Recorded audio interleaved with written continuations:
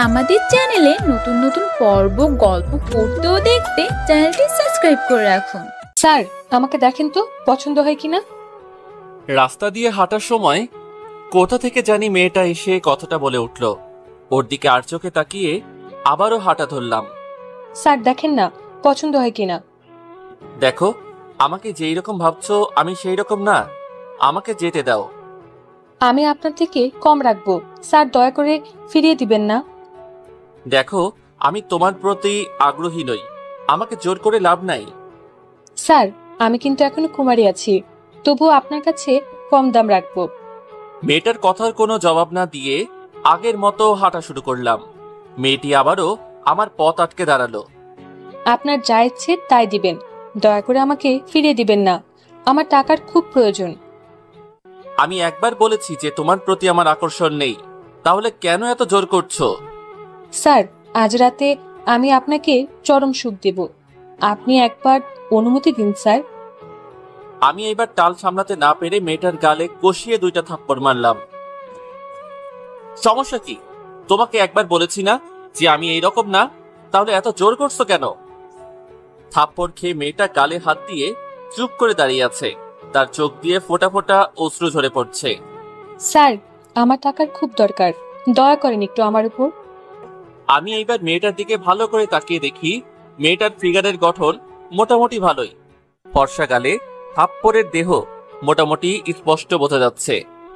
ওর দিকে ভালো করে তাকিয়ে নিজের ভিতর পশুটা যেন জেগে উঠেছে। ওকে, তাহলে চলো আমার সাথে। মেয়েটা খুশি হয়ে আমার সাথে যেতে লাগলো। আসার সময় 1 প্যাকেট সিগারেট নিয়ে আসলাম। বাসায় এসে চাবি দিয়ে দরজাটা খুললাম। বাসায় কি আপনি একা থাকেন? হঠাৎ করে মেয়েটা প্রশ্ন করে বসলো। চাকরির কাজে বাইরে থাকি, আর বাবা মা গ্রামে থাকে। ও আচ্ছা। তুমি গিয়ে ফ্রেশ হয়ে ওই রুমে বসো, আমি আসছি। এই বলে মেয়েটাকে একটা রুম দেখিয়ে দিলাম। মেয়েটা একটা মিষ্টি হাসি দিয়ে ওয়াশরুমে চলে গেল। এইদিকে আমি রান্নাঘরে গিয়ে 2 কাপ কফি বানিয়ে আনলাম। কাপ 2টা নিয়ে রুমে গেলাম। এই নিন, কফি খান। না স্যার, আমার নইলে দেরি হয়ে যাবে, আপনি আপনার কাজ শুরু করেন। এত তাড়াতাড়ি কিসের? সবুর করো, আগে কফি খেয়ে নাও। মেয়েটা আমার হাত থেকে কফির কাপটা নিয়ে চুমুক দিল। বাহ, আপনি তো খুব ভালো কফি বানাতে পারেন। পারি কিনা জানি না, তবে প্রতিদিন বানাতে বানাতে অভ্যাস হয়ে গেছে। হুম। কফি খাওয়া শেষ করে কাপটা পাশে রাখলাম। দয়া করে আপনি আপনার মুখটা পরিষ্কার করে আসেন, সিগারেটের গন্ধ আসছে খুব। আমি ছোট্ট একটা হাসি দিয়ে বলতে লাগলাম, বাহ, বেশ্যাদের আবার অস্বস্তি। বেশ্যা কথাটা শুনে যেন মেয়েটা বড় একটা শখ খেলো, যেটা আমি স্পষ্ট দেখতে পেলাম। আমি ওয়াশরুমে গিয়ে ফ্রেশ হয়ে আসলাম। মেয়েটার দিকে তাকাতেই যেন আমার শরীরের কামনাটা আরো বেড়ে গেল। মেয়েটার দিকে হঠাৎ আকর্ষণ বেড়ে যাওয়ার কারণ হলো তার দেহটা।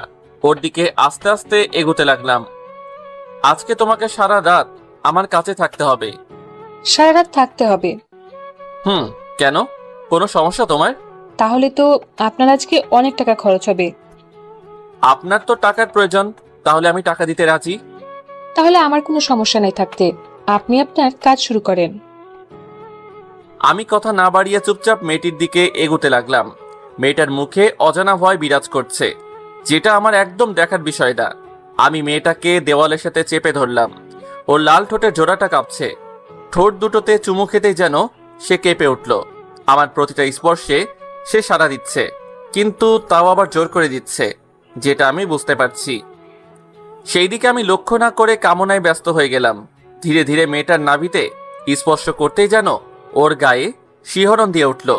আমাকে বাধা দিতে গিয়ে পারল না, কারণ টাকার কাছে সে বন্দী। আমি ওকে ধীরে ধীরে বিবস্ত্র করে দিলাম। ধীরে ধীরে আমিও যেন মাতাল হয়ে যাচ্ছি। ঝাঁপিয়ে পড়লাম নিরীহ বেশ্যা মেয়েটার উপর। এইদিকে মেয়েটা ব্যথায় কাতরাচ্ছে, আমি সেই দিকেও খেয়াল না করে পশু হয়ে উঠলাম। মেয়েটা কুমারী থাকায় অনেক ব্লিডিং হয়েছে। নিজের কাজ শেষ করে ফ্রেশ হয়ে আসলাম। মেয়েটা তখনও বিছানায় ব্যথায় ছটফট করছে। মেয়েটাকে ফ্রেশ হতে সাহায্য করলাম। জানি মেয়েটার অনেক কষ্ট হয়েছে। আমি আরো এখন বিছানায় বসে আছি। মেয়েটা ধীরে ধীরে স্বাভাবিক হতে লাগলো। কেমন বোধ করছো এখন? এই তো ভালো বোধ করছি। আপনার সাথে মেলামেশা করলাম, অথচ আপনার নাম পরিচয়টা জানলাম না। জি, আমার নাম নিধি, এবার অনার্স ফাইনাল ইয়ারে পড়ছি। তুমি পড়াশোনা করো? হুম, আপনি হয়তো ভাবছেন যে বেশ্যা হয়ে পড়াশোনা করছি কিভাবে। ঠিক তাই। তা আপনার পরিচয় তো কিছুই জানলাম না। আমার নাম ইমন, শুধু এতটুকু জেনে রাখো। আর কোনো পরিচয় নেই আপনার? বাকিটুকু পরে না হয় জেনে নিও। আমিও এক সুন্দর গল্পের সাথে জড়িত, যেটা আজ থেকে আমার জীবনটা পরিবর্তন করে দিয়েছে। জানতে পারি কি সেই গল্পটা? আমি আজ না, আরেকদিন যদি নিয়ে আসেন তাহলে ঠিকই বলবো। আজ খুব ক্লান্ত আমি। আচ্ছা, সেটা তোমার ইচ্ছা, তবে আজ থেকে প্রতিদিন তুমি আমার কাছে আসবে, অন্য কারো কাছে যাবে না। যদি না যাই তাহলে টাকা পাবো কোথা থেকে? আমি তোমাকে মোটা টাকা দিব, তাই বলছি যাবেন না। ওকে, আমি কারো কাছে যাব না। আজ যেইখানে আমার সাথে দেখা হয়েছিল কাল ঠিক সেইখানে থাকবে, আমি তোমাকে নিয়ে আসবো। আচ্ছা ঠিক আছে। তুমি বসো, আমি আরেক কাপ কফি নিয়ে আসছি। আচ্ছা। আমি চলে এলাম কফি বানাতে। কফির কাপ নিয়ে রুমে ঢুকে দেখি নিধি কার সাথে যেন কথা বলছে, আর আমাকে দেখে কলটা কেটে দিয়েছে। এই নাও তোমার কফি। ধন্যবাদ। আচ্ছা, আপনি কি একা থাকেন? একাই থাকি। কেন? আপনি আপনার ঘরের যা অবস্থা করে রেখেছেন, এটা কি মানুষ করে?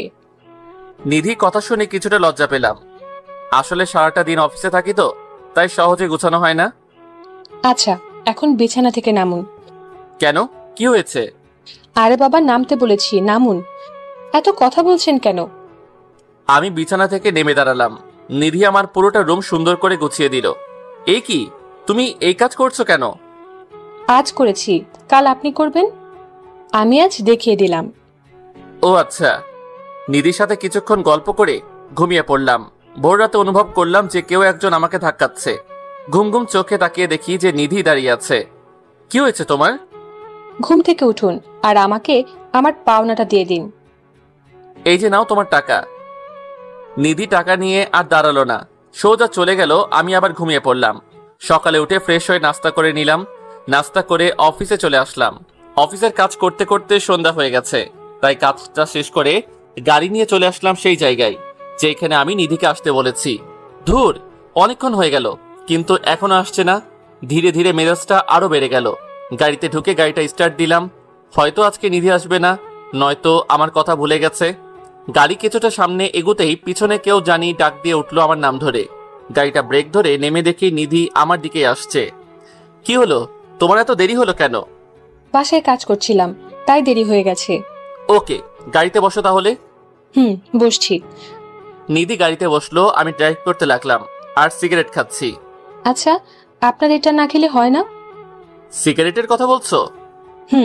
ওইটার কথা বলছি। ইচ্ছে করলে ছাড়া যায়, কিন্তু ইচ্ছে করে ছাড়ি না।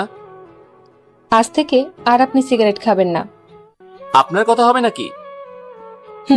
আমার কথাই হবে। আপনি আর সিগারেট খাবেন না, এটা খুব খারাপ শরীরের জন্য। আচ্ছা, চেষ্টা করব ছেড়ে দেওয়ার। হাতের সিগারেটটা ফেলে দিন। দিচ্ছি। এই বলে হাত থেকে সিগারেটটা ফেলে দিলাম। এই তো গুড। আর যাতে না দেখি এগুলো খাচ্ছেন।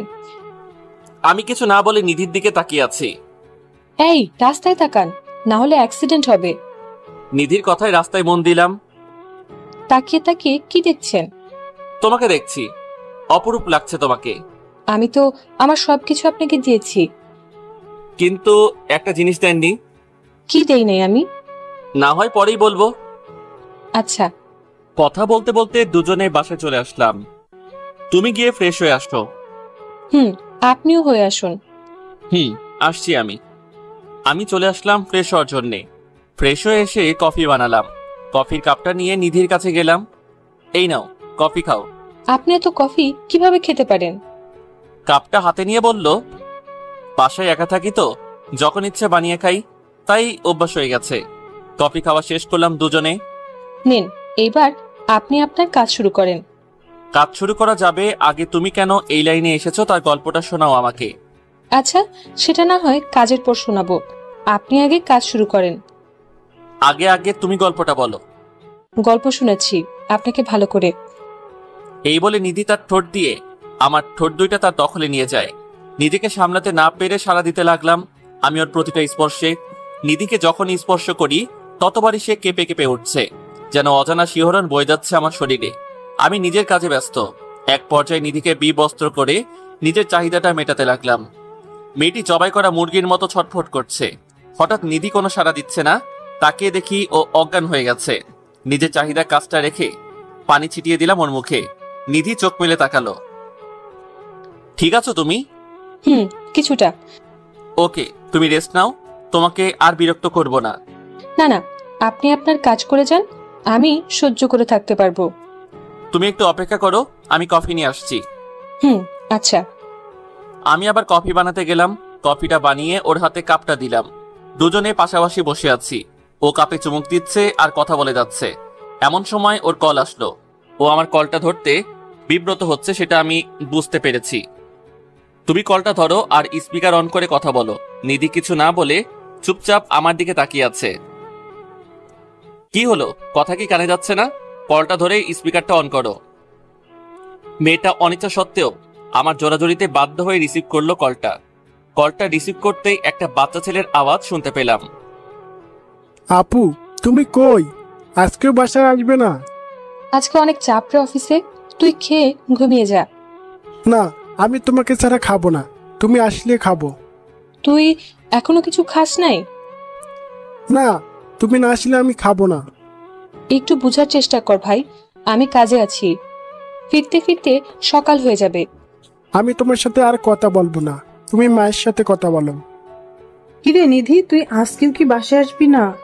কি করে আসি আমি? চাপ অনেক, আসা সম্ভব হবে না। তুই ছাড়া যে অপু খাবার খাবে না। তুমি ওকে একটু বুঝিয়ে শুনিয়ে খাইয়ে দাও। চেষ্টা করেছি অনেক, কিন্তু পারছি না।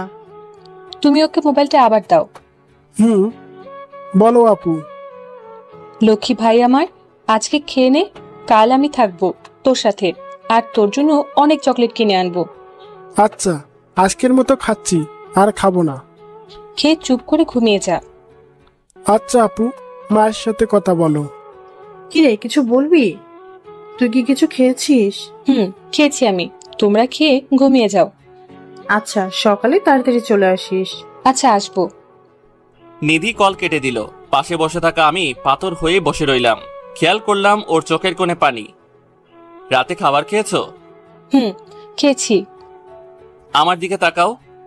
নিধি আমার দিকে একবার তাকিয়ে চোখ নামিয়ে ফেলল। তোমার চেহারায় বলে দিচ্ছে তুমি কিছু খাওনি, তাহলে মিথ্যে বলেছো কেন? নিধি চুপ করে রইল। 1 মিনিট অপেক্ষা করো, আমি আসছি। হয়ে যাবেন আপনি? একটু আসছি, তুমি বসো। এই বলে আমি রান্নাঘরে এসে কিছু খাবার বেড়ে নিলাম নিধির জন্য। খাবারটা নিয়ে রুমে গেলাম। আমার হাতে খাবার দেখে নিধি কিছুটা অবাক হলো। অবাক হওয়ার কিছুই নেই, তোমার জন্য খাবার এনেছি। আমার খিদে নেই, আমি খাবো না। একদম চুপ, আর একটা কথা বলবা না।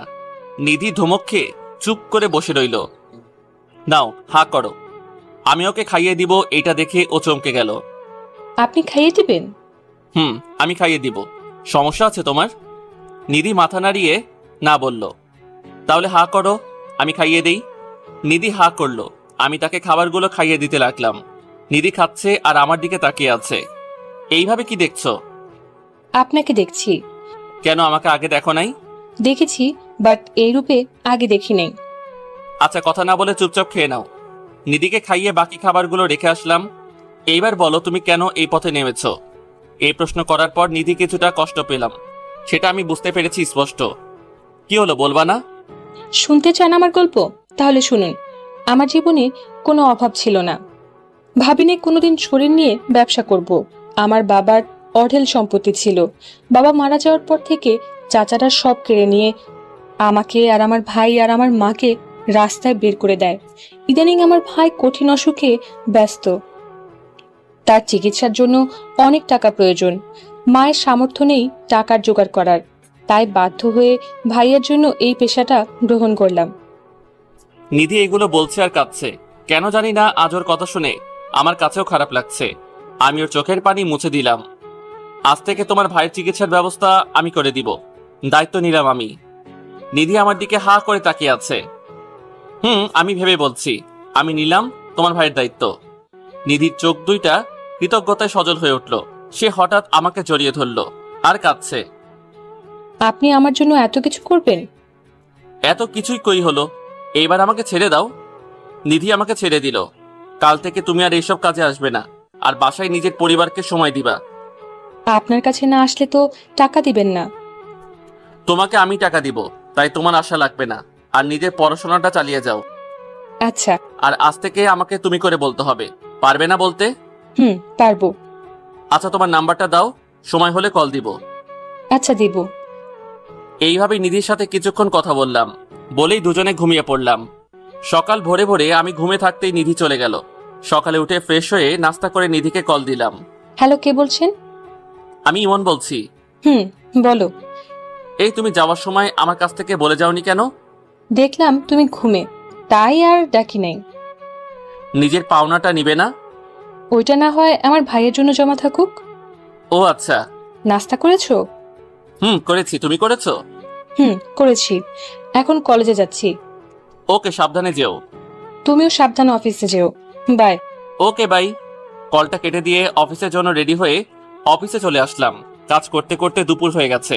এমন সময় নিধির কল আসলো। বলো নিধি। এই, দুপুরে কিছু খেয়েছো? না, পরে খাবো। তুমি খেয়েছো? খেয়েছি। তুমি খাওনি কেন? পরে খাবো, কাজ করছি তাই। ওকে, দ্রুত খেয়ে নিবা। খাবো। আজকে তোমার আর আমার বাসায় আসার প্রয়োজন নেই, তুমি বাসায় থেকো। আচ্ছা, থাকবো। ওকে, বাই। কল কেটে দিয়ে অফিসের কাজে মন দিলাম। কাজটা শেষ করে বাসায় ফিরে আসলাম।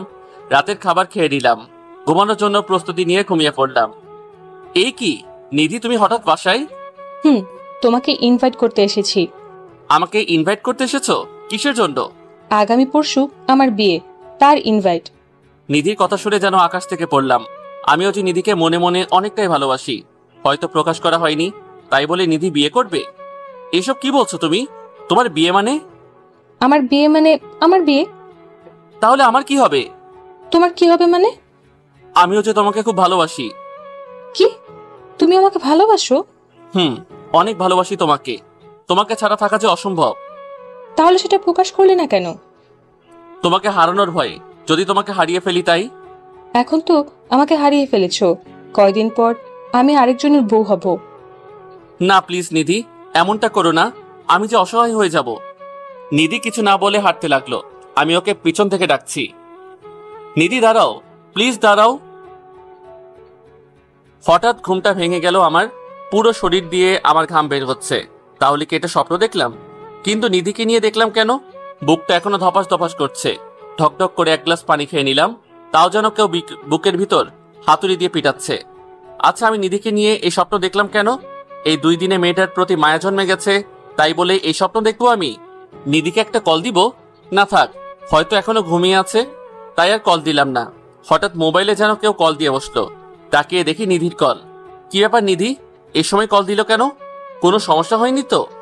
দ্রুত মোবাইলটা রিসিভ করলাম। এত রাতে কল দিলে যে, কোনো সমস্যা হয়েছে? না, আমার ঘুম আসছে না, তাই কল দিয়েছিলাম। তোমাকে বুঝি বিরক্ত করলাম? না না, কিসের বিরক্ত? তুমি ঘুমাওনি? ঘুমিয়েছিলাম, কিন্তু একটা অদ্ভুত স্বপ্ন দেখছি, তাই ঘুমটা ভেঙে গেল। কি স্বপ্ন দেখেছো? সেটা এখন না, পরে বলবো। তোমার ঘুম আসছে না কেন? জানি না কেন আসছে না, তবে কল কাটার পর আসবে হয়তো। ও তাই? তাহলে ঘুমিয়ে পড়ো, সকালে আমার অফিস আছে। ওকে, গুড নাইট। Good night. কলটা কেটে দিয়ে আমি আবারও হারিয়ে গেলাম ঘুমের রাজ্যে। সকালে ঘুম থেকে উঠে ফ্রেশ হয়ে নিলাম। নাস্তা করার পর দেখি নিধি কল দিয়েছে। কলটা রিসিভ করলাম। বলো। এই, তুমি কি বেরিয়েছো? না, এই তো এখন বের হব। আচ্ছা, তুমি বের হও। কেন, কি হয়েছে? কিছু না, তুমি বের হও। এই বলে নিধি কল কেটে দিল। আমি রেডি হয়ে নিচে আসলাম। নিচে এসে দেখি নিধি দাঁড়িয়ে আছে। আরে তুমি, তাও এই সময়? কলেজে যাব। তো যাও, এইখানে কি? আমি তোমার সাথে যাব। আচ্ছা, তাহলে অফিসে যাওয়ার সময় নামিয়ে দিব তোমাকে। আচ্ছা। দুজনে গাড়িতে বসলাম। আমি ড্রাইভ করছি। কাল রাতে ঘুম হয়েছে? হয়েছে কোনো মতে। বেশি ভালো না হওয়ার কারণ? কারণটা অন্য কেউ, যে আমার রাতের ঘুমটা কেড়ে নিয়েছে। তা কে সে ব্যক্তি? নাম বলা যাবে না, আছে একজন। তা তোমার ঘুম না আসার কারণ? আমার কারণ আছে, সেটা বলা যাবে না।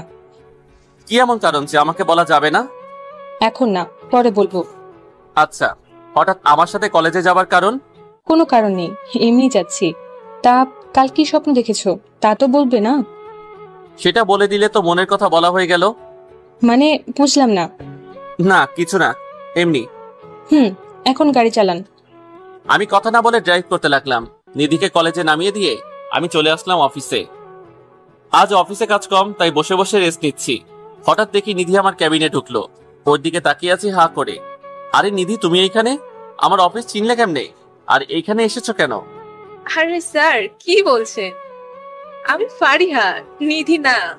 ফারিয়ার কথায় ঘোরটা কেটে গেল। তাকিয়ে দেখি ফারিয়ার সামনে দাঁড়িয়ে আছে। ও তুমি? আসলে সরি, আমি বুঝতে পারি নাই। ওকে স্যার, সমস্যা নাই। তা কোনো সমস্যা আছে?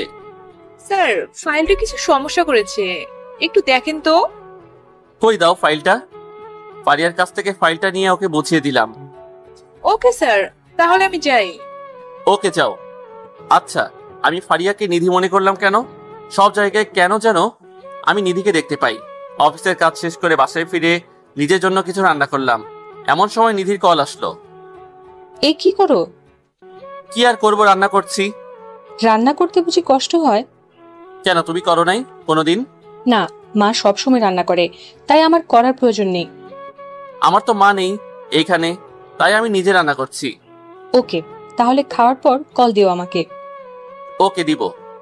কলটা কেটে দিয়ে খাবারটা খেয়ে শুয়ে রইলাম, আর পাশাপাশি মোবাইল টিপছি। আবার নিধি কল দিল। বলো। তোমার কি খাওয়া এখনো হয়নি? হয়েছে, আর এখন মোবাইল টিপছি। আমাকে কল দেওয়ার কথা কি মনে ছিল না?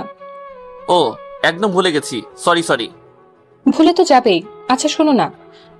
বলো। আপু আর মা তোমাকে দেখতে চায়। তা কিভাবে দেখা করব? আমার তো অফিস আছে। না, আমি কোনো কিছু শুনতে চাই না। তোমাকে আসতেই হবে কাল। কাল আসতেই হবে?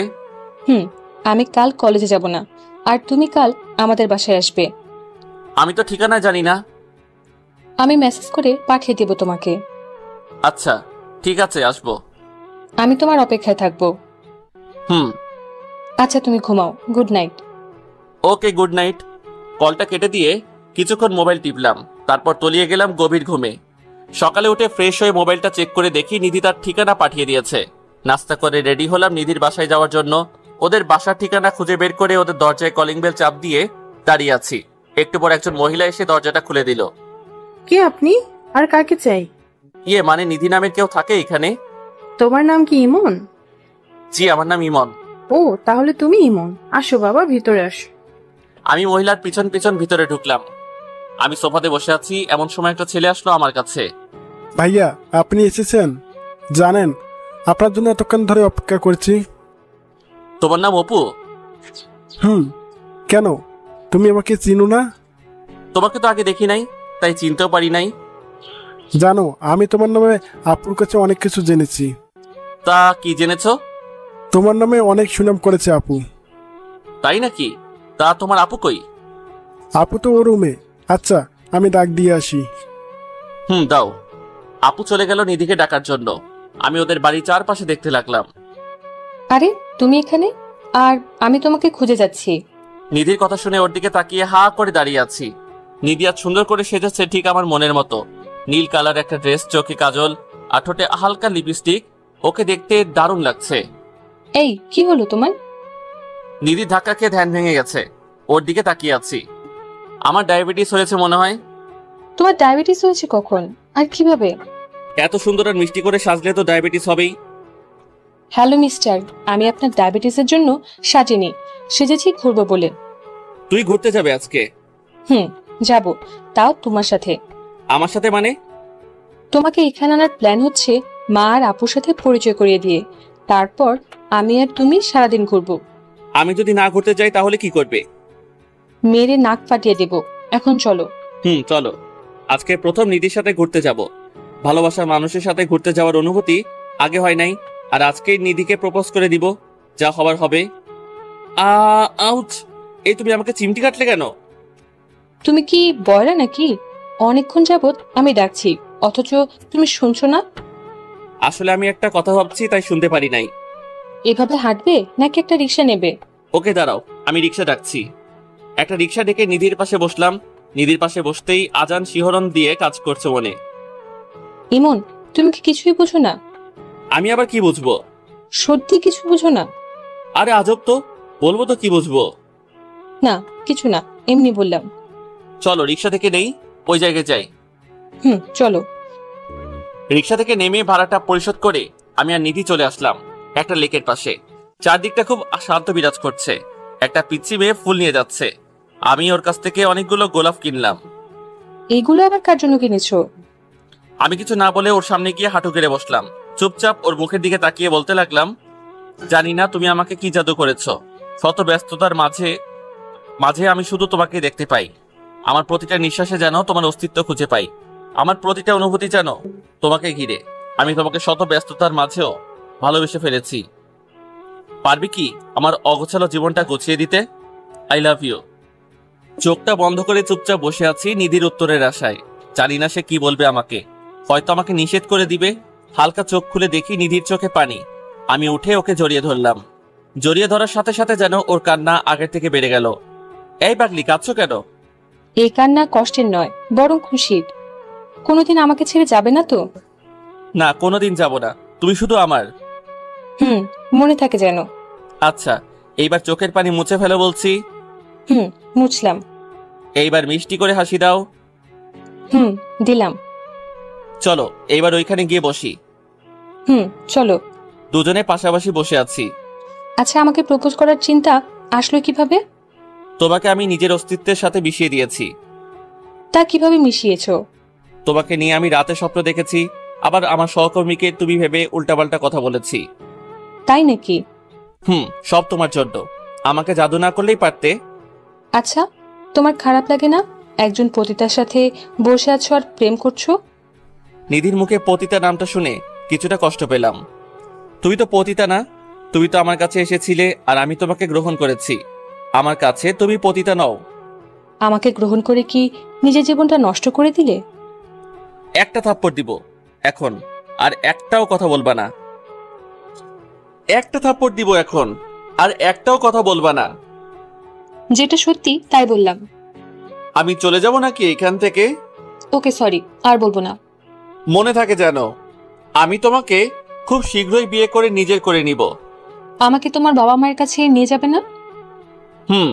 অফিসটা বন্ধ দিলে আমি তোমাকে নিয়ে যাব। ওকে। এখন চলো কিছু কিনবো। কি কিনবে এখন? আগে চলো, তারপর দেখবে কি কিনি। ওকে, চলো।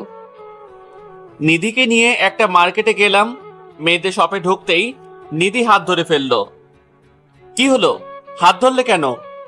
এটা তো মেয়েদের পণ্যের দোকান, এখানে তুমি কি করবে? ভিতরে চলো, কাজ আছে। নিধি আর আমি ভিতরে ঢুকে শাড়ি দেখতে লাগলাম। নিধি অবাক চোখে আমার দিকে তাকাচ্ছে আর আমার সাথে হাঁটছে। দুইটা শাড়ি কিনলাম, আর ছোটদের জামা আর প্যান্ট কিনলাম। আচ্ছা, এগুলো কিসের জন্য কিনেছো? আর এগুলো তো মেয়েদের কাপড়।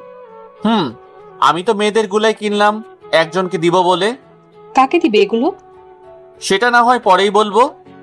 ওকে, আজকে আর ঘুরবো না, এখন বাসায় যাব। ওকে চলো, তোমাকে এগিয়ে দিয়ে আসি। চলো।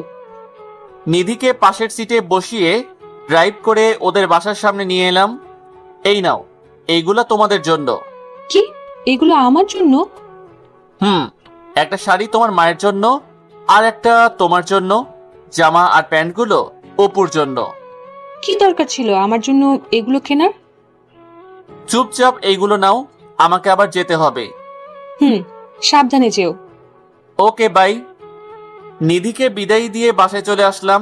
বাসায় আসতে আসতে বিকেল হয়ে গেছে। পরের দিন সকালে নাস্তা করে অফিসে যাওয়ার জন্য রেডি হচ্ছি, এমন সময় নিধি কল দিল। বলো। এই, তুমি অফিসে যাওয়ার সময় আমাদের এদিক দিয়ে আসবা। কেন? তোমার সাথে কলেজে যাব, তাই এদিকে আইসো। ওইখান দিয়ে তো আমার অনেক দূর হয়ে যাবে তাহলে। হলে হোক, তোমাকে আসতেই হবে। ওকে, আমি গাড়ি নিয়ে তোমাদের ওইখান দিয়ে আসছি। ওকে, তাড়াতাড়ি আইসো, আমি অপেক্ষা করছি। আসছি। কলটা কেটে দিয়ে তাড়াতাড়ি রেডি হয়ে নিলাম। গাড়ি নিয়ে দ্রুত চলে আসলাম নিধির বাসার সামনে। গিয়ে দেখি নিধি রাস্তায় দাঁড়িয়ে আছে। আমি ওর সামনে গাড়িটা দাঁড় করালাম। উঠে পড়ো তাড়াতাড়ি। নিধি আমার পাশে বসলো। আমি ড্রাইভ শুরু করলাম। হঠাৎ আমাকে এইখান দিয়ে আসতে বলেছো কেন?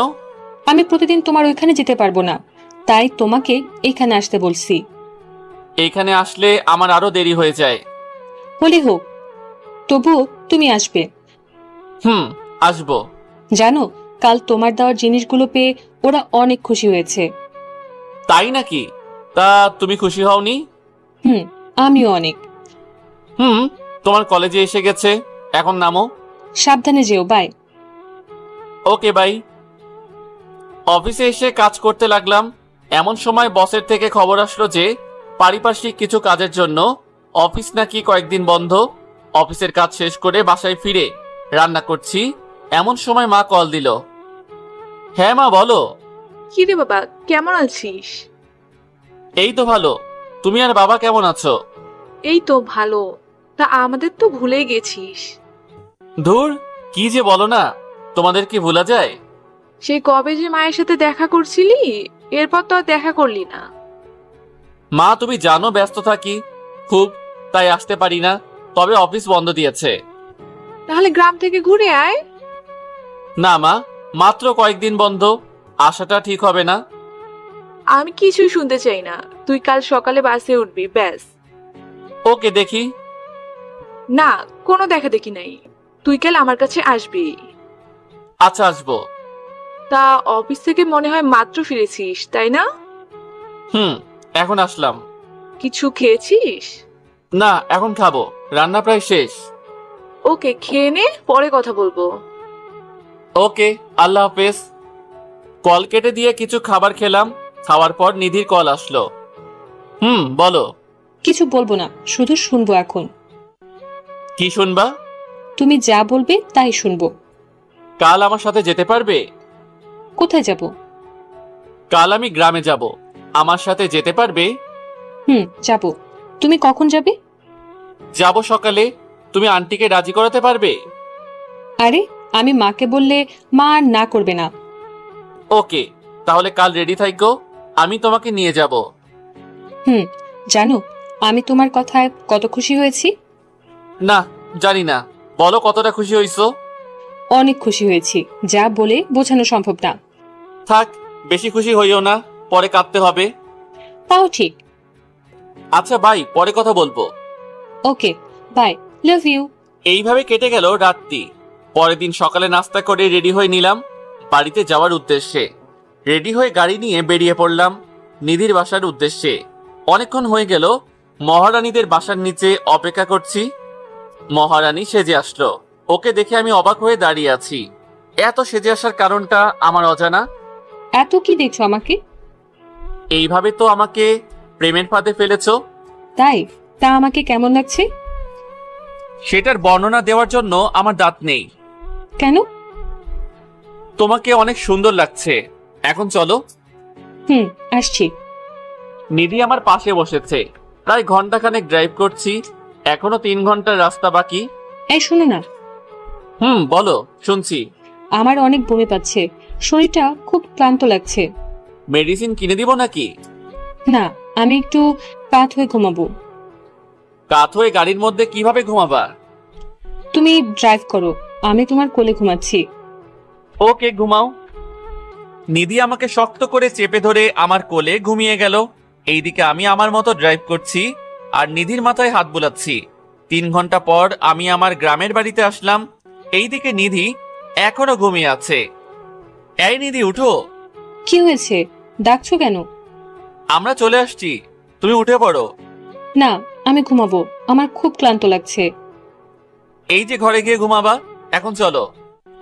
এই বলে আমি নিধিকে উঠিয়ে দিলাম কোল থেকে। কচু, তোমার জন্য ঘুমাতে পারলাম না ঠিক করে।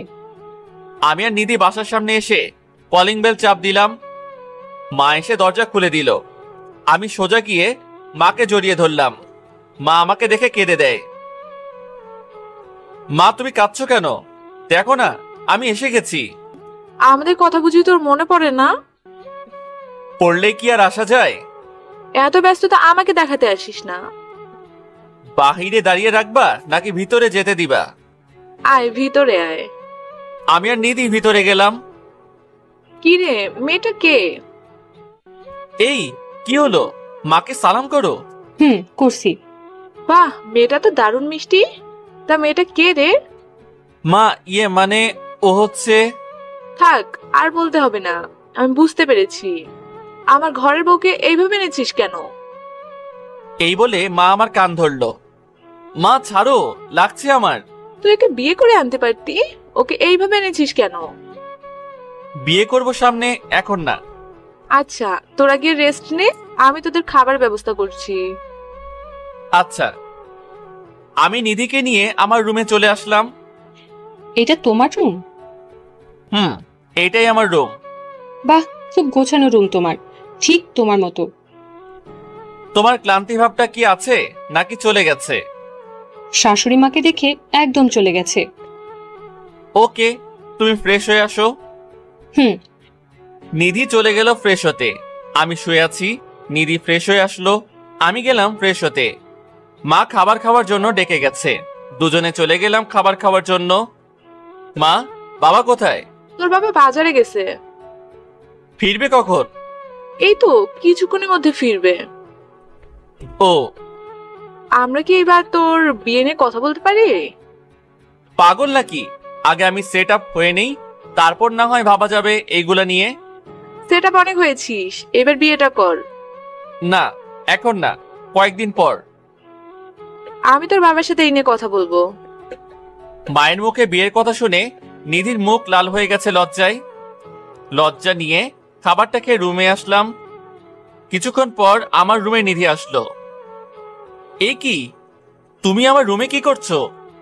এমনি আসলাম তোমার রুমে। তুমি মায়ের সাথে গল্প করো, আমি একটু ঘুমিয়ে নেই। মা তো কি জানি কাজ করছে, কাজ শেষ হলে আমি যাব মায়ের কাছে। তা আমার পরিবারকে কেমন লাগছে তোমার?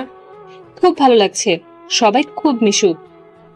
ওকে, আমি ঘুমাবো। আমিও তোমার বুকের উপর ঘুমাবো। পাগল নাকি? কেউ হঠাৎ করে রুমে আসলে কি করবে? কেউ দেখবে না, আমাকে ঘুমাতে দাও। পরে দিব, এখন মায়ের কাছে যাও। যাচ্ছি। নিধি চলে গেল মায়ের কাছে, আর আমি তলিয়ে গেলাম গভীর রুমে। ঘুম থেকে অনুভব করলাম কেউ একজন আমাকে ধাক্কাচ্ছে। ঘুম ঘুম চোখে তাকিয়ে দেখি নিধি দাঁড়িয়ে আছে। কি হয়েছে, ধাক্কাচ্ছ কেন? এই, অনেকক্ষণ ঘুমিয়েছো, এখন উঠে পড়ো। আর একটু ঘুমাতে দাও আমাকে। না না, দেখো রাত হয়ে গেছে, এখন উঠে পড়ো। ধুর, তোমার জন্য ঘুমাতেও পারলাম না। এখন ফ্রেশ হয়ে আসো। যাচ্ছি। ফ্রেশ হয়ে এসে মায়ের বানানো গরম গরম পিঠা খেলাম। পিঠা খাওয়ার পর ছাদে বসে আছি দোলনায়। এমন সময় পিছন থেকে কেউ কাঁধে হাত রাখলো।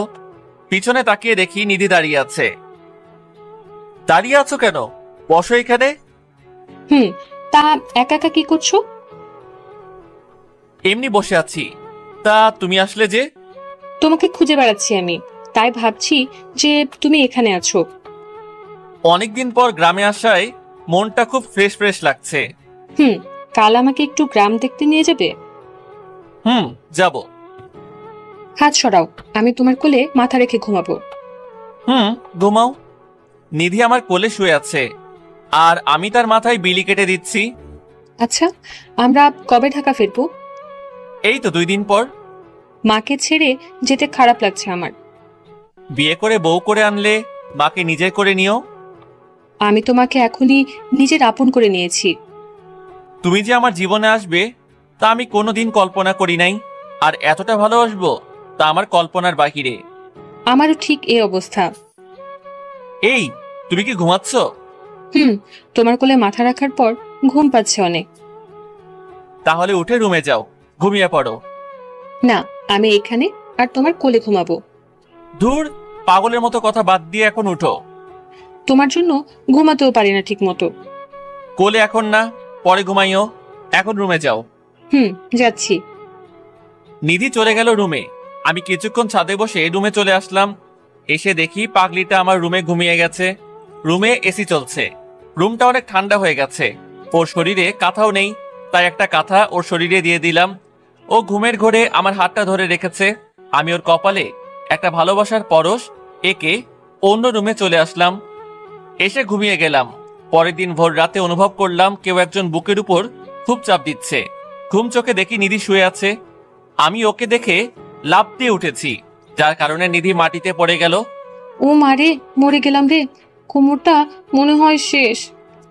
ওর চিৎকার শুনে দ্রুত ওর মুখ চেপে ধরলাম। এই কি করছো? এত জোরে চিৎকার করছো কেন? তুমি আমাকে ফেলে দিলে কেন? তুমি যেইভাবে শুয়েছিলা আমি ভাবছি আরো ভূত শুয়ে আছে। তাই বলে কি এইভাবে আমাকে ফেলে দিবা নাকি? হয়েছে বাবা, সরি। এখন তুমি তোমার রুমে যাও। আমি যেতে পারবো না, আমার কোমর ব্যথা করছে। কেউ দেখার আগে আমি তোমাকে দিয়ে আসি। না, আমি তোমার বুকে ঘুমাবো, তাহলে ঠিক হয়ে যাবে। আরে না, কেউ দেখে ফেললে সমস্যা হবে। কিছু হবে না, আমি সকাল হলে চলে যাব। তবুও না, তুমি এখন তোমার রুমে যাও। না, আমি যাব না, এখন আমি চিৎকার করব বলে দিলাম। ধুর, তোমাকে নিয়ে আর পারি না। তোমাকে পারতে হবে না। এই বলে নিধি আমাকে জোর করে জড়িয়ে ধরে শুয়ে পড়ে। যেভাবে শুয়ে আছো সেভাবেই থাকো, নড়াচড়া করবা না একদম। করব না। গুড। ভোরে ভোরে চলে যেও কিন্তু। ওকে। নিধিকে বুকের মাঝে রেখে আবারও ঘুমিয়ে পড়লাম। সকালে উঠে দেখি নিধি আমার বুকে এখনো শুয়ে আছে। এই উঠো, মা চলে আসবে। কি হয়েছে, ঠিক মতো ঘুমাতে দিবা না নাকি? তুমি তোমার রুমে যাও, সকাল হয়ে গেছে। এই বলে নিধিকে উঠিয়ে দিলাম। আজকে অনেক ভালো ঘুম হয়েছে আমার। ভালো হয়েছে, এখন যাও। যাচ্ছি বাবা, যাচ্ছি। সকালের নাস্তা করে নিলাম। নাস্তা করে আমি আমার রুমে বসে আছি। কিছুক্ষণ পর নিধি সেজে গুজে আমার রুমে আসলো। কি হলো? এত সাজার কারণটা কি? তুমি জানো না কেন এত সেজেছি? না, আমার তো কিছুই মনে পড়ছে না। আজকে তো আমাকে নিয়ে গ্রাম ঘুরতে বের হবা, এটাও কি ভুলে গেছো? ও, মনে পড়েছে।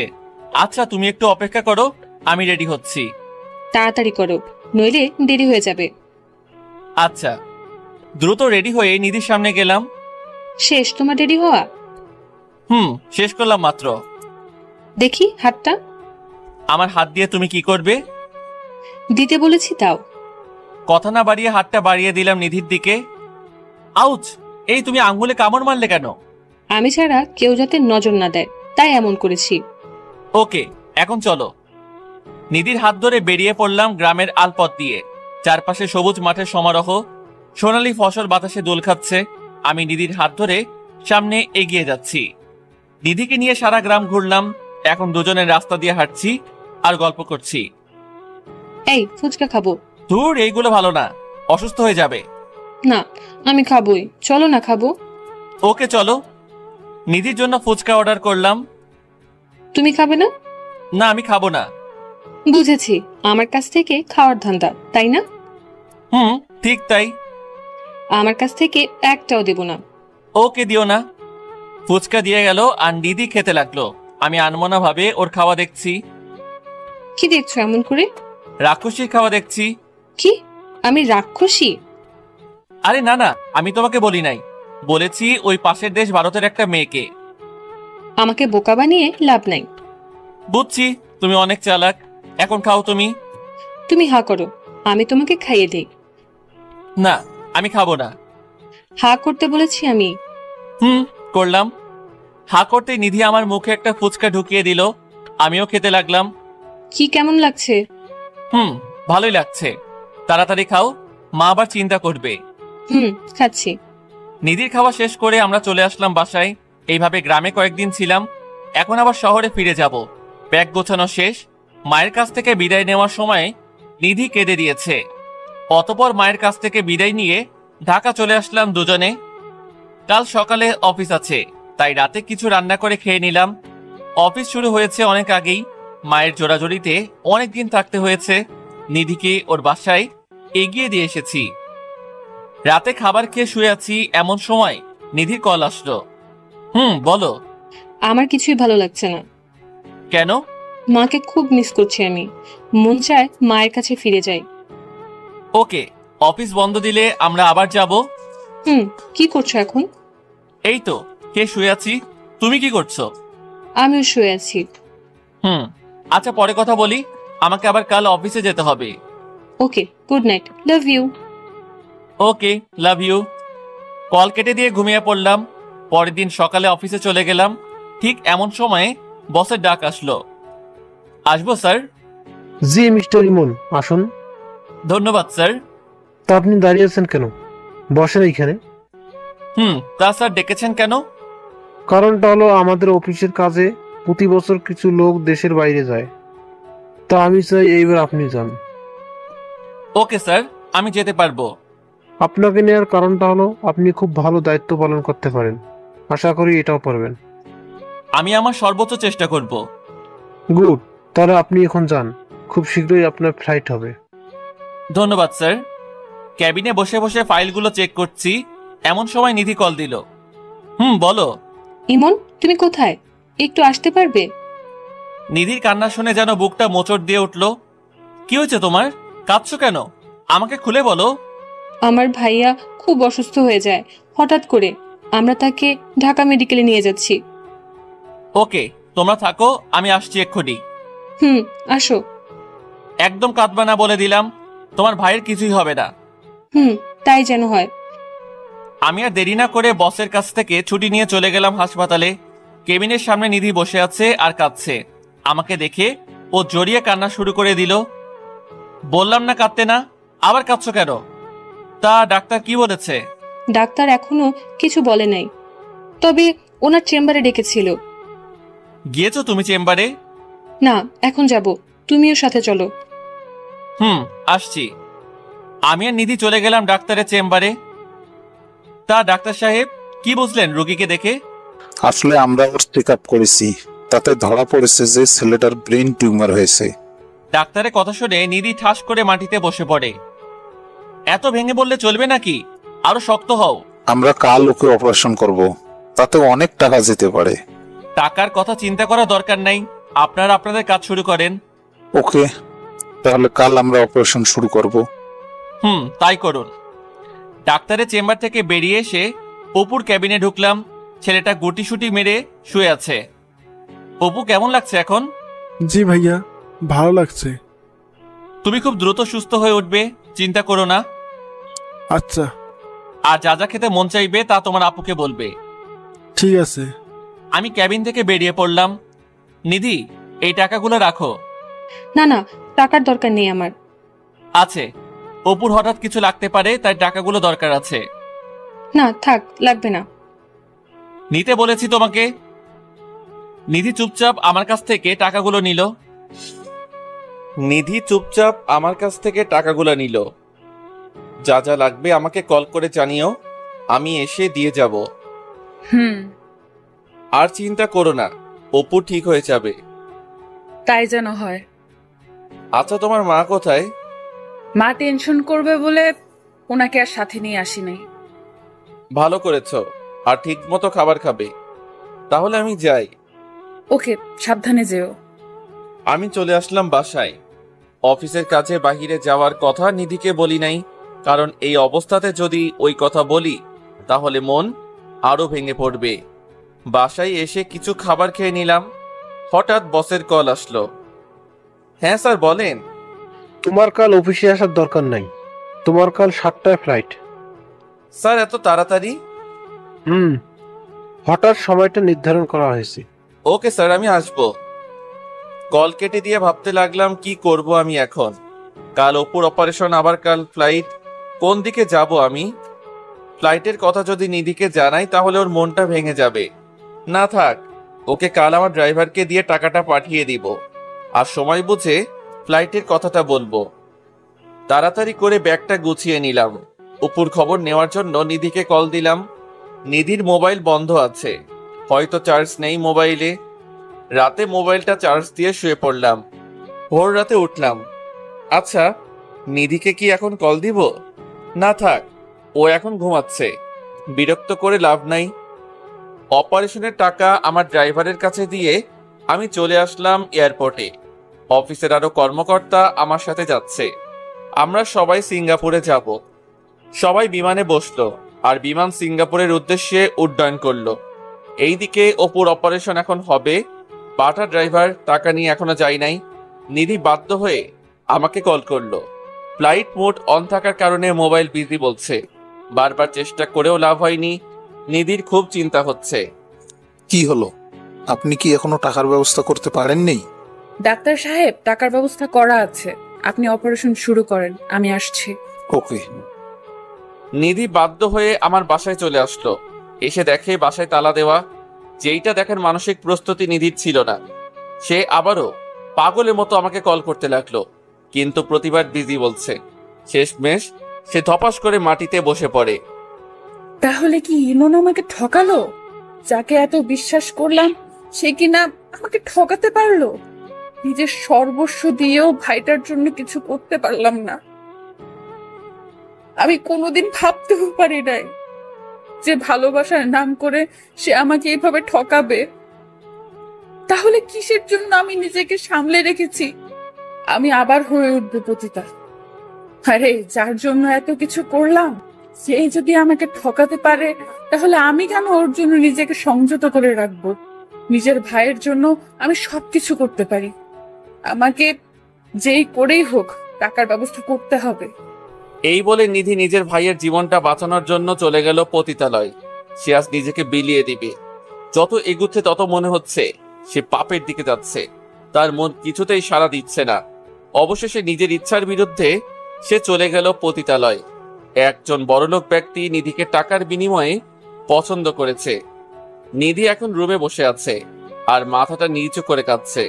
কারো উপস্থিতি টের পেয়ে সে একটু নড়ে চড়ে বসলো। এই যে সুন্দরী, ওইভাবে না থেকে আমার কাছে আসো। নিধি এইবার নিজেকে সামলাতে পারল না, হুড়হুড় করে কেঁদে দেয়। দয়া করে আমাকে ছেড়ে দিন, আমি অনিচ্ছায় এই কাজে আসছি। আমি তোমাকে মোটা টাকা দেব, এখন আমার চাহিদা মেটাও। আমি আপনার পায়ে পড়ি, আমাকে যেতে দিন। আমার শরীরে আমার ভালোবাসার স্পর্শ রয়েছে। মানে? আর আপনি অনিশ্চয় কাজটা করছেন কেন? সে অনেক কাহিনী, আপনি কি শুনবেন সেই কাহিনী? শুনবো। নিধি তার পরিবারের কথা ও ইমনের বিশ্বাসঘাতকতার কথা প্রকাশ করে দেয় আর কাঁদতে থাকে। আপনি কাঁদবেন না, আমি আপনাকে সাহায্য করব। আপনি আমাকে সাহায্য করবেন মানে? আমি আপনাকে বোন হিসেবে সাহায্য করতে চাই। আপনার ভাইয়ের চিকিৎসার টাকা আমি দেব। আজকে তার অপারেশন। যেই ছেলে আপনার জীবন নিয়ে খেলা করেছে আপনি তাকে ছুঁড়ে ফেলে দিন মন থেকে। তা হয়তো কোনোদিন সম্ভব নয়। আচ্ছা, সেটা আপনার ইচ্ছা। আমাকে এখন অপুর কাছে নিয়ে যাবেন? নিধির চোখ দুইটা কৃতজ্ঞতায় সজল হয়ে উঠল। চলুন, আমাকে হাসপাতালে নিয়ে চলুন। যাচ্ছি। এইদিকে আমরা ফ্লাইট থেকে নেমে হোটেলে চলে আসলাম। এসে মোবাইলটা অন করলাম, বাট চেক করা হয়নি। ফ্রেশ হয়ে খাবারটা খেয়ে কিছুক্ষণ বিশ্রাম নিলাম।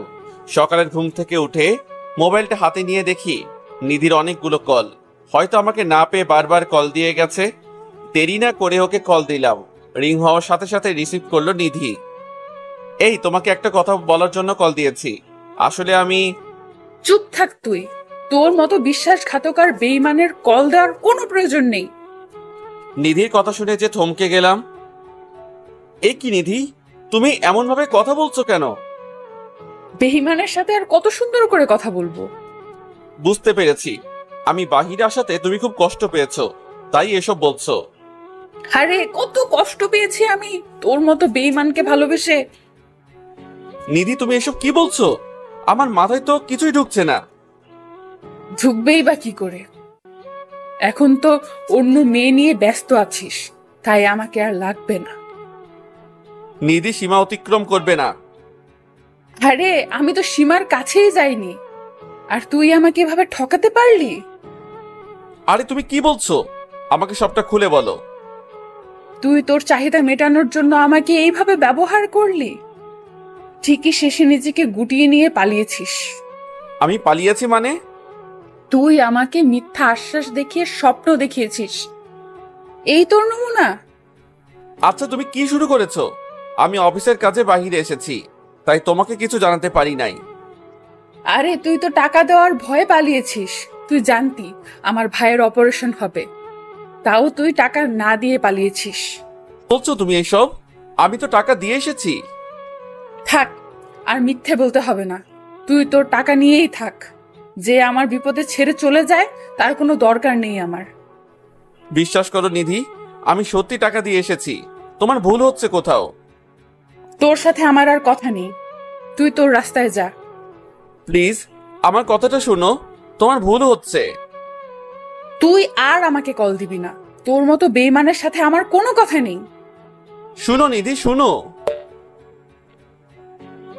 নিধিকে বারবার কল দিলাম, কিন্তু সে কল রিসিভ করলো না। এক পর্যায়ে নিধি আমাকে ব্লক করে দিল। নিধির কথাগুলো শুনে ধপাস করে মেঝেতে বসে পড়ি আমি। নিধিও আমাকে ভুল বুঝলো। আচ্ছা, আমি তো ড্রাইভারের কাছে টাকা দিয়ে এসেছি, তাহলে টাকা নিধি পেল না কেন? ড্রাইভারকে কল দিলাম, কিন্তু নাম্বার বন্ধ বলছে। বারবার দেওয়ার পরও নাম্বার বন্ধ। নিধির কথাগুলো যেন বুকের মধ্যে তীরের মতো গেঁথে গেল। যে নিধিকে এত বিশ্বাস করতাম, আমি সেই নিধি আজ আমাকে এইভাবে বলতে পারলো। না, আমাকে দেশে ফিরতেই হবে, খুব শীঘ্রই ফিরতে হবে। এইভাবে কেটে গেল 2 দিন। কোনো মতে অফিসের কাজ শেষ করে দেশে ফিরে আসলাম। বাসায় না এসে সোজা নিধিদের বাসায় চলে গেলাম। গিয়ে দেখি অপুর মাথায় ব্যান্ডেজ করানো, আর সে বাহিরে বসে আছে। আমাকে দেখে খুব খুশি হলো। ভাইয়া, তুমি এসেছো? এসেছি। তা তুমি কেমন আছো? ভালো না। এটা কি দিয়েছে মাথার উপরে? ভালো লাগে না এটা। এইটা ব্যান্ডেজ। এটা দিয়েছে যাতে তুমি দ্রুত সুস্থ হয়ে যাও। ভাইয়া, তুমি কোথায় গিয়েছিলে? তুমি আমাকে হাসপাতালে দেখতে আসো নাই কেন? আমি আসলে কাজে ছিলাম, তাই সরি ভাইয়া। দাঁড়াও, আমি আপুকে ডেকে আনছি। তা তুমি এখানে কি করছো? এখানে অনেক বাতাস আর রোদ গায়ে লাগে, তাই এখানে বসে আছি। আচ্ছা, তা তোমার আপু কোথায়? তুমি গিয়ে আপুর সাথে দেখা করে এসো। আপু, তুই কার সাথে কথা বলছিস রে? নিধির কথা শুনে পিছনে তাকিয়ে দেখি নিধি দাঁড়িয়ে আছে। তুই আবার এইখানে কেন এসেছিস? আমার কথাটা তো শুনো নিধি। তোর কথা শোনার মতো টাইম আমার নেই। তোর মতো বিশ্বাসঘাতকের মুখ দেখার চেয়ে না দেখাই ভালো। আমি সত্যি আমার ড্রাইভারের কাছে টাকা দিয়ে এসেছিলাম তোমাকে দিবে বলে। তাহলে ড্রাইভার সেই টাকা কি করেছে? তোমাকে আবার বিকাশ করে দিয়েছে, তাই না? তুমি আমাকে ভুল বুঝতেছো। তুই বিদেশ যাওয়ার আগে আমার কাছে বলে যাস নাই, কারণ তুই আমাকে ব্যবহার করেছিস। আপু, তুমি ভাইয়াকে এসব কি বলছো? তুই এখানে দাঁড়িয়ে আছিস কেন? ঘরে যা। ওকে ধমকাচ্ছ কেন? ও ছোট মানুষ। থাক, ওর জন্য আর দরদ দেখাতে হবে না তোর। আর তুই আমার চোখের সামনে কোনোদিন আসবি না। আমি বিদেশ গিয়েছি তোমাকে না বলে, কারণ তোমার ভাইয়ের অপারেশন আর আমার বাহিরে যাওয়া নিয়ে তোমার চিন্তা আরো বাড়িয়ে দিবে, তাই আমি তোমাকে কিছু বলি নাই। না বলে উদ্ধার করে ফেলেছিস। তুই এখন এখান থেকে যা, আর কোনোদিন এখানে আসবি না। আমাকে কি বলারও সুযোগ দিবে না? অনেক বলেছিস তুই। আর যদি আমার সামনে কোনোদিন দাঁড়াস, তাহলে আমার মরা মুখ দেখবি। কি? যা বললাম আমি কিন্তু তাই করব। তাই তুই এখান থেকে চলে যা। আচ্ছা, আর কোনো দিন তোমার সামনে আসবো না, কিন্তু একদিন তুমি সব সত্যিটা জানতে পারবে। কোনো সত্যি আমার জানার দরকার নেই। এই বলে নিধি চলে গেল ঘরের মধ্যে। আমার 2 চোখ বেয়ে পানি পড়ছে। হঠাৎ কারো নরম হাতের স্পর্শে আমার চোখে পানি মুছে গেল। তাকিয়ে দেখি অপু দাঁড়িয়ে আছে। ভাইয়া, কান্না করো না। আপু খুব পচা, আমি আর আপুর সাথে কথা বলবো না। ধুর, কই কান্না করছি? তোমার আপু তো আমাকে খুব ভালোবাসে, তাই তার সাথে কথা না বললে তোমার আপু তো খুব কষ্ট পাবে। পাক কষ্ট? আপু তোমাকে কষ্ট দিয়েছে? ধুর গাধা, কই কষ্ট দিয়েছে আমাকে? যাও, তুমি এখন ঘরে যাও। যাব। আমাকে কিন্তু দেখতে আসবা মাঝে মাঝে। আসবো। আমি চলে আসলাম বাসায়। আস্তে আস্তে অনেকটাই দেরি হয়ে গেছে। জীবনে কোনোদিন সিগারেট খাই নাই। আজকে কষ্ট ভোলার জন্য 2 প্যাকেট নিয়ে আসলাম। রাতের খাবারটা না খেয়ে কিছু সিগারেট খেলাম। অসহ্য মাথা ব্যথার কারণে ঘুমিয়ে পড়েছি। পরের দিন সকালে অফিসে গেলাম না। অফিস খোলা ছিল, বাট যারা দেশের বাইরে গিয়েছে তাদের জন্য কয়েকদিন ছুটি, তাই আজকে আমার অফিস নেই। সকালে কিছু হালকা খাবার খেয়ে নিলাম। খাবারটাও ঠিক মতো খেতে পারছি না। বারবার নিধি অপমানজনক কথাগুলো মনে পড়ছে। ড্রাইভারের সাথে হিসেব মেটানোর জন্য চলে গেলাম ওর বাসায়। গিয়ে দেখি ও বাহিরে বসে আছে আর চায়ের কাপে চুমুক দিচ্ছে। আমি রাগের মাথায় গজগজ করতে করতে ওর কাছে গিয়ে 2টা থাপ্পড় বসিয়ে দিলাম ওর গালে। সাথে সাথে ওর হাত থেকে কাপটা ছিটকে পড়ে যায়, আর ও আমার কাছ থেকে 3 হাত দূরে গিয়ে পড়ে। ও আমার দিকে তাকাতে খুব অবাক হয়ে যায়। হয়তো ও আমাকে তার বাসায় আশা করে নাই। আমি গিয়ে ওর কলার চেপে ধরলাম। কিরে, এত বিশ্বাস করলাম তোর উপর, আর তুই কিনা আমাকে এইভাবে ঠকালি? স্যার, আমার কথাটা তো শুনুন। তোর কোনো কথাই আজ শুনবো না। থাপ্পড় খেয়ে ওর ঠোঁট ফেটে রক্ত বের হচ্ছে। তোর যখন যা লাগে আমি তখনই তোকে তা দিয়েছি, তাহলে কেন আমার সাথে এমনটা করলি? তোকে আমি নিজের ভাই ভেবেছি। স্যার, আমার কোনো দোষ নেই, আমার কথাটা আপনাকে শুনতে হবে। তোর মতো বেইমানের কথা শুনে আমার কি হবে? আমার যা হারাবার আমি তো তাই হারিয়েছি, শুধু তোর জন্য। না, আপনি কিছুই হারান নাই স্যার। আমি আপনার কথা মতো সেদিন টাকা দিতে গিয়েছিলাম। তারপর কি হয়েছে তারপর বল। আমি সেদিন টাকা নিয়ে একটা নির্জন রোড দিয়ে যাওয়ার সময় কিছু বকাটে ছেলের শিকার হই আমি। তারপর কি হয়েছে? তারপর ওরা আমাকে সার্চ করে টাকাগুলো নিয়ে যায়। বাহ, ভালোই গল্প বানিয়েছিস। বিশ্বাস করুন স্যার, এটা গল্প না। টাকা দেয় নাই বলে ওরা আমার পিঠে কোপ দিয়ে দেয়। বিশ্বাস না হলে আপনি দেখুন। এই বলে ড্রাইভার তার শার্ট খুলে দেখায় আমাকে। সত্যি তার পিঠে অনেকটাই জখম করা কাটা স্থান রয়েছে। তারপরও যদি বিশ্বাস না হয় তাহলে আমার মায়ের কসম খেয়ে বলছি স্যার, আপনার একটা টাকাও আমি নেই। তাহলে তোর মোবাইল বন্ধ কেন? এই ঘটনার পর আমি হাসপাতালে ছিলাম একদিন, আর আপনার ভয়ে মোবাইলটাও বন্ধ করে রেখেছি। জানিস টাকা না পেয়ে নিধি আমাকে কতটা অপমান করেছে? তার জন্য আমি সরি স্যার। আমাকে মাফ করে দিস, ভুল ভেবে তোর গায়ে হাত তুলেছি। এই বলে আমি চলে আসতে লাগলাম গাড়িতে করে। রাস্তার দিকে নজর পড়তেই দেখি নিধি একজন লোকের গাড়িতে উঠেছে। লোকটার গাড়িটাকে ফলো করতে করতে আসলাম, দেখে একটা বিল্ডিং এর সামনে থামছে। আমি মোবাইলটা বের করে ভিডিও করে নিলাম। দুজনে হাসাহাসি করতে করতে ভিতরে প্রবেশ করলো। আমিও তাদের পিছন পিছন ঢুকলাম। দেখি এইটা একটা অফিস। নিধিকে লোকটা ক্যাবিনে ঢুকিয়ে দরজা আটকে দিল। নিধির এই আচরণ দেখে খুব কষ্ট পেলাম। এখন সে আমাকে ছেড়ে অন্যজনকে নিয়ে ব্যস্ত। চুপচাপ সব দেখেও না দেখার ভান করে বাসায় চলে আসলাম। আসার সময় সিগারেট নিয়ে এসেছি। এই একদিনের সিগারেট যেন আমার খুব আপন বন্ধু হয়ে উঠেছে। দুপুরে খাবারটাও ঠিক মতো খাওয়া হলো না। একটা সিগারেট খাচ্ছি আর মোবাইলে করা ভিডিও দেখছি। বাহ নিধি বাহ, আমাকে একটু সুযোগ দিলে না? এখন তুমি তোমার নতুন জীবন সঙ্গী নিয়ে ব্যস্ত। যদি আমার টাকা তোমার ভাইয়ের চিকিৎসার কাজে না লাগে তাহলে তুমি এত টাকা কোথা থেকে ম্যানেজ করলে? নিশ্চয়ই নিজের শরীরটাকে বিক্রয় করে দিয়েছো ওই সঙ্গীর কাছে। তোমাকে আমি অপেক্ষা করতে বলেছিলাম, কিন্তু তুমি আমার জন্য 2 দিন অপেক্ষা করতে পারলা না। তুমি ঠিকই আমার কথা অমান্য করে অপরের সাথে রাত কাটিয়েছো। তাহলে আমি ইমন তোমাকে আর গ্রহণ করবো না। এইটাই আমার সিদ্ধান্ত। যে এই মেয়ে আমার জন্য অপেক্ষা না করে নিজের শরীরটাকে বিক্রয় করে দেয়, তাকে গ্রহণ করা সম্ভব নয়। আজ থেকে নিধির জন্য আমার মনে ভালোবাসার পরিবর্তে থাকবে শুধু ঘৃণা। আজ থেকে নিধিকে আমি ভুলে যাব। সুখে থাকুক সে তার নতুন জীবন সাথীর সাথে। এইসব ভাবছি আর চোখ বেয়ে পানি পড়ছে। চোখটা মুছে আবারও সিগারেট টানতে লাগলাম। যতটা টান দিচ্ছি মনে হচ্ছে নিধির জন্য ভালোবাসা তত মুছে যাচ্ছে। সে এখন অন্যের স্পর্শে পাগল, আমার জন্য তার কিছুই নাই। সিগারেটটা খেতে খেতে মাথাটা ঘোরাতে শুরু করলো। সিগারেটটা হাত থেকে পড়ে গেলে আমি হারিয়ে গেলাম গভীর ঘুমে। এই দিকে না, আমাকে নিধি ভাবির ভুল ধারণা ভাঙাতে হবে। আমি চাই না আমার জন্য ইমন স্যার আর ওনার জীবনের ক্ষতি হোক। আমি ওনার সাথে দেখা করব। এই বলে ড্রাইভার নিধির বাসার উদ্দেশ্যে রওনা দিল।